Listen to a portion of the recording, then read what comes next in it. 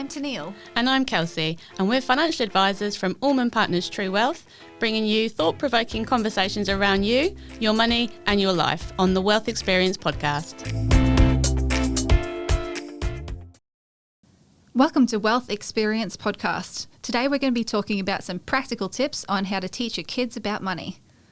So this is a really important one for our listeners and for kids too, because there's definitely a lack of education in the schooling system around how to manage your money, which is astounding because it's one of the key drivers that determine what our long-term financial futures look like. Absolutely. In terms of the ability to be able to effectively manage your money.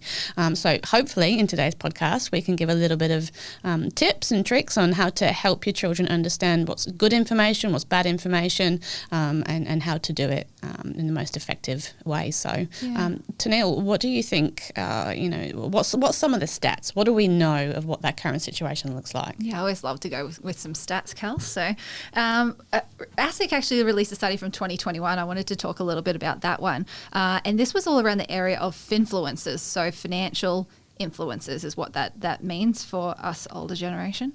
And that actually showed that 33% of 18 to 21-year-olds, so those that have just met adulthood, are using social media to get information from influencers about what to do with their money. Now, 64% of those actually acted on those tips. So that's a high conversion rate as well. Let's think about that. That's actually pretty scary. Yeah. Because the content that's out there from influencers, there's no training, there's no what's the source of that information? Is it correct? Is it not? It's not tailored to you? And it's becoming more and more of a problem with things like TikTok and all of those sorts of areas, and people look up to these people and think that that's really the truth. What they're saying is what needs to be done. Yeah. So that's a really scary stat. That's right. Well, here's a worse one. Along that same train of thought, worse. 3%. That's the number of those influencers that actually are paid for qualified financial advice. So, yeah, when we look at it that way, the qualified financial advice that was in there was so significantly low. And that's not saying that all of it's bad. I'm sure that there's some good information in there, but the reliability factor is hard to stack up against when we're parents and we've got children that we're looking after. How do we make sure that they have the right information to know, is this someone who's credible, like you're saying, that I should be listening to? That's right. And I think, definitely the heat's coming down on some of the people that are probably not providing great tips to people. But that's really hard to manage in a world where everybody can jump online and do it. That's right. So I think it's just really important to perhaps parents that, your kids are out there and are looking at these sorts of media to just give them a bit of insight to go, this person might not actually be giving you the right information. Yeah. So my son was talking to me the other day because there's a guy called 𝗦𝗽𝐵EAST online, and he was telling me how rich he was. And it kind of did show me very quickly that there's a correlation. My son's a 9-year-old, so he's young. There's a correlation between what they're seeing online and money, in a sense. And it's very important to know what that messaging is looking like for them, because that's one version of the world, right? It might not be the right one. That's right. Yeah, 𝗦𝗽𝐵EAST. Yeah, that was a new name for me. I must admit that I hadn't heard of him before, but he was talking about his wealth and where he made it from, and it's very interesting. But it just goes to show that there is so much out there on the internet that's available to kids of all ages. Yeah, absolutely. So another reason why it's important to start early. But Teneale, perhaps you want to give some insight into why. Yeah. Starting early is one of those key things, right? Because, if I've got time on my side, I should be better off. So even if we just think about it this way, if I compared just two people and what they had saved by the time they reached age 60, and we're taking that as an age because it's the superannuation access age. And if I assumed that both people had the ability to earn a standard, an earnings rate of 5% above inflation, but one person started at 18 years of age and they just saved $100 a month over that space of time, they are going to have around $600,000 put aside if they just reinvest their earnings. But if I've got someone who's 40 years of age and they start saving at a higher level, so they're saving $300 a month rather than $100 a month, so 3 times as much, but they're starting 22 years behind the 8 ball, they will have only around $350,000.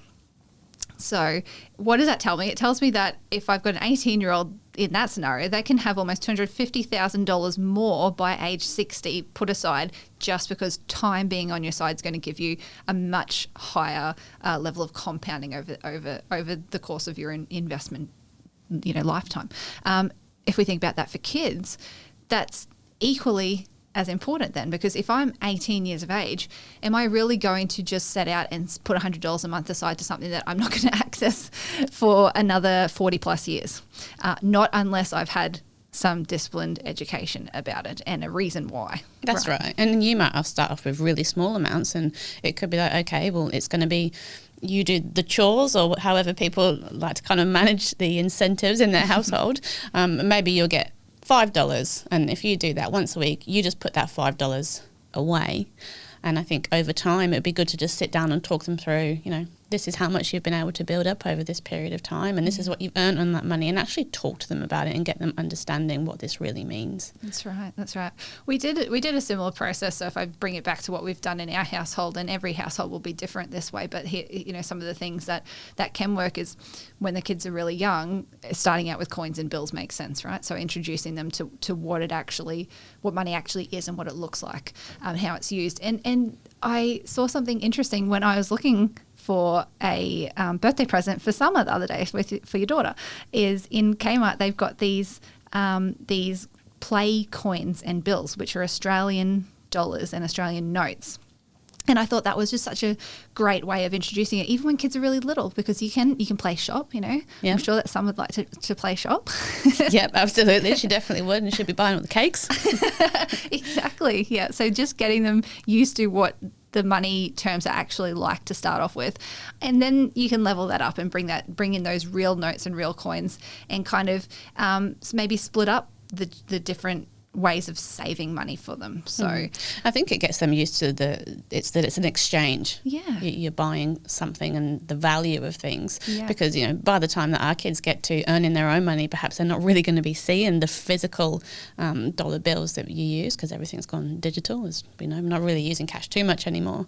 But it's that understanding the exchange part from a really young age by doing it that way. Definitely right. Definitely. And so having those little different sort of jars for it, maybe have some money jars as well. So a money jar where you've got one that's spending and one that's saving. So now introducing those really simple concepts of the money that I put aside in here, I can spend this today. I can go out when we go to the shops and I can buy an ice cream, whatever it is that I want. But this other jar, I'm going to put some savings towards. And that's just simply showing them that if you've got $1 today, and I'm not going to buy ice cream these days with $1, but maybe I've got $4. I've got $4 today, and I'm going to go buy an ice cream. But if I put aside my $4 today, and then I put aside my $4 next week, and I keep doing that my savings is then going to show me that I can then go out and buy a Barbie doll or a Lego set or whatever it's going to be. So just simple ways of showing them the spend versus save. And you can just do that simply by putting a big word with spend on the front of the jar and a big word with save on the front of the jar, and encouraging them that if they've got a goal, so let's take it back to a goal now of taking you through the shops. What's that one thing that I want to pull off the shelf today? But I can't. I actually have to now put money in the savings jar to reach that $25 or whatever that toy is going to be worth. Absolutely. It's a really good discipline lesson in doing it that way, for sure. So what about some of the older children and budgeting and saving and perhaps investing? Yeah. There's lots in this area here. Maybe I will touch on one other thing just with spending as well too, though, is helping out with costs of living. So getting them to understand cost of living, I think, is a really important one. Leo's 9, so he's kind of right in that area at the moment of understanding where costs actually lie. So maybe getting them to help out with things like the household bills. So giving them some responsibility when they're in that transition phase of going, okay, it's your job now to know that the grocery budget is $300 and this is our grocery list. So we need to go through, you need to get all these things off the grocery list. And then if there's leftovers, you can make some decisions of where that goes. And just seeing how that changes the dynamic of what it is they're asking for off the shelves too. There was actually a TV program I remember from when I lived in the UK where they would give the children the weekly shopping budget. Yeah. Have you seen that? Yes. I don't know if it was the UK, but anyway, and they gave the children the weekly shopping budget, and it was so surprising. Some kids did really well, but some kids would just come back with crisps, chocolate, fizzy drinks, because they didn't really understand how to stretch the money. Yeah, exactly. And I think that's what it does. What a great way to show it. Yeah. And when they're a bit older, you can give them more, right? So now you're in charge of our family holiday. So in the September school holidays, we're going to go away, up to Airlie Beach, wherever we're going to go to. Your job is now to select something for us with these dollars in the budget, and so that they can kind of see what it means to have to put money aside, what it means to have to spend that money, and how much it actually hurts to spend it on the things that they don't want immediately. So, and I'm sure they're quite like being part of that as well with it gives the parents them some real responsibility. Appreciate it perhaps a little more when it does come to fruition, when they go on the holidays, or they have their treats that they have through that process. Absolutely. Yeah, absolutely.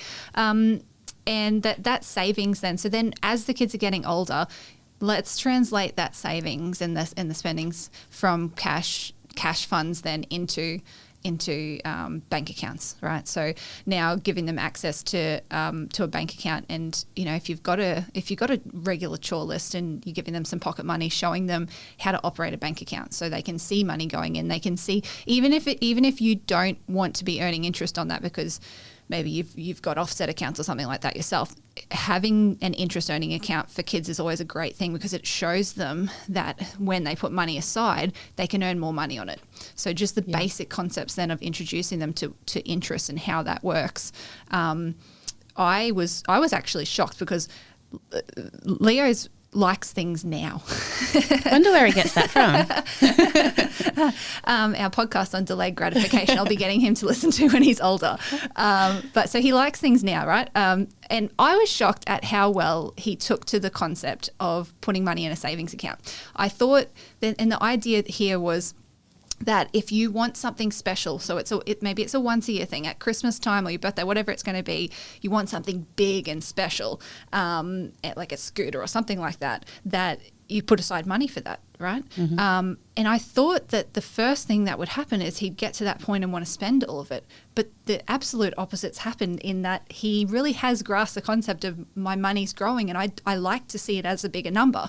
And so now when he looks at his bank account, he's going, well, I don't want it. I don't want that scooter because I like that money there. And he still buys things out of it now and again. Mm-hmm. But it's a great way of getting them to do some forced discipline too, because it's not readily accessible.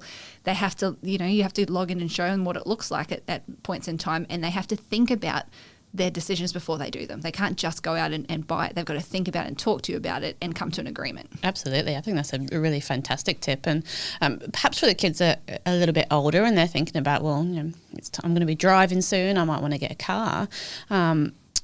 Perhaps there's some value in putting a little bit of money aside if they're working part-time or if they're doing jobs, chores, or however they're, making some additional money. But actually sitting down with them and going, how much do you want to spend? What's realistic here in terms of what's affordable?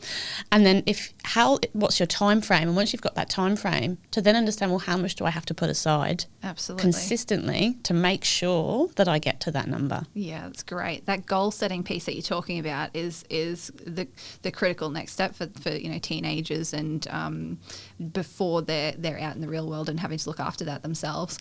And in lieu of a goal, so you can do it in lieu of a goal too, right? So if they don't have something in particular, even just getting them with the idea that if I'm earning some money now because I'm working at Macca's or wherever I'm working, put aside 20 to 25% of my earnings just because, get that discipline of just because I should always have some money aside in case something happens in the future. Yeah, absolutely. But even adults. can struggle with this. If you don't have a goal and the money's sitting there, Yeah. we see it quite often. People say, well, I've just spent it because it was there. So, we even struggle with that as adults. So teaching that young is definitely critical to understand that it doesn't have to be spent. Yeah, and we spoke about on another podcast those tips about what to do with your cash funds, and the same. It's again translating those same simple messages to our kids and showing them the difference between an at-call account, showing them the difference with an interest savings account, and how to set up those different buckets, because that's nothing new, but it's really helpful for them to know how to do that and to kind of go, I've set my discipline on my savings bucket, but my spendings bucket is mine. Yeah, that's right. And I think outside of us as parents being able to give them education, there's still lots of other mediums out there to know that people can lean on to get some additional information. Definitely, yeah. And probably a really good one, because we've spoken a lot about the savings, the cash side of things. Inevitably what happens when kids finish high school and they turn age 18 and they've got access to financial institutions that are wanting to give them credit cards, and all of that is all of a sudden their credit score is going to become an important factor for them into the future as well. So teach them about credit scores, what adds to a credit score and what detracts from it. And those are those simple things as well about paying bills on time, making sure I can pay bills on time, making sure that if I do have to have borrowings for whatever reason, that I'm disciplined with making those repayments. And there are some great resources like Credit Savvy or those different types of ones that are institutions that are set up to show them on a regular basis what their credit score looks like. And it gives them the ability to know where they're sitting and to want to keep that score really nice and high for their financial future. Yep. Well, actually, Teneale, just on that point of credit cards, I'll actually share a story, a bit of a life experience that I had whilst I was at college. So college in England is when you're 16 to 18 years of age. And I remember vividly, I had a friend who she didn't really have a job. She used to pick up Saturday work here and there, and she'd just moved into a place with another friend that they were sharing and trying to make their way in the world. And the bank offered a credit card. So, of course, I think, she was in a situation, she thought, oh, yeah, that might be a good idea given the current situation, which it obviously was not. But what that ended up doing is that the credit card was available. So she started spending probably more than what she could afford. And this soon snowballed then into to the point where she actually had to drop out of college to be able to fund the credit card debt and get a full-time job. So that's how serious these things can be when the bank is offering credit cards and the person receiving it doesn't truly understand the impact that this can have, because you start off usually going, oh, well, I'll just buy this one little thing on the credit card, and then it just becomes habit. Absolutely. And that snowball effect is really important. So I think when your kids do reach a certain age where this is possibility that the banks will be making these offers, is to really keep in front of that, have the conversation and give them an understanding of what that impact that could be. Absolutely right, yep. And it's probably not something you should be doing if you're not in a full-time job. But I just wanted to share that because it's quite powerful, the impact that these sorts of things can have if you don't have that education. Yeah, thank you.